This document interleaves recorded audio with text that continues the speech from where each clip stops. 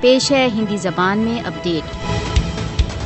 सार्वभौमिक मानव अधिकार संगठनों ने भारत द्वारा अवैध रूप से अधिकृत जम्मू कश्मीर स्थित मानव अधिकार संरक्षक खुर्रम परवेज की तुरंत मुक्ति की मांग की है। आर्बिट्ररी डिटेंशन टू इंडिया संबद्ध राष्ट्रसंघ वर्किंग ग्रुप ने कश्मीरी मानव अधिकार संरक्षक खुर्रम परवेज की तुरंत मुक्ति की मांग की है।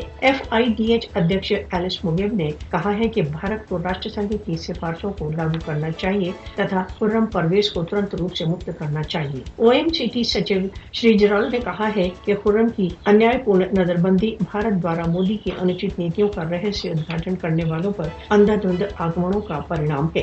खुर्रम परवेज की नवंबर 2021 में नजरबंदी का लक्ष्य भारत द्वारा अवैध रूप से अधिकृत जम्मू कश्मीर में निरीह त्रस्तों की आवाजों को मौन करना था। खुर्रम परवेज भारत द्वारा अवैध रूप से अधिकृत जम्मू कश्मीर में भारतीय सशस्त्र बलों द्वारा मानव अधिकार उल्लंघनों को उजागर करने वालों में सबसे आगे था। भारत द्वारा अवैध रूप से अधिकृत जम्मू कश्मीर में मानव अधिकार कारकुनों की नजरबंदी भारत के राज्य आतंकवाद का स्पष्ट प्रमाण है। भारत द्वारा अवैध रूप से अधिकृत जम्मू कश्मीर में मानव अधिकार कारकुनों की टारगेटिंग मोदी की आयरन फिस्ट नीति का एक भाग है। भारत द्वारा अवैध रूप से अधिकृत जम्मू कश्मीर में भारतीय दमन के विरुद्ध आवाज उठाना एक अपराध बन चुका है। भारत द्वारा अवैध रूप से अधिकृत जम्मू कश्मीर में मानव अधिकार संगठनों तथा कारकुनों के विरुद्ध निरंतर चल रहे छापों के लिए भारत को उत्तरदायी ठहराया जाना चाहिए।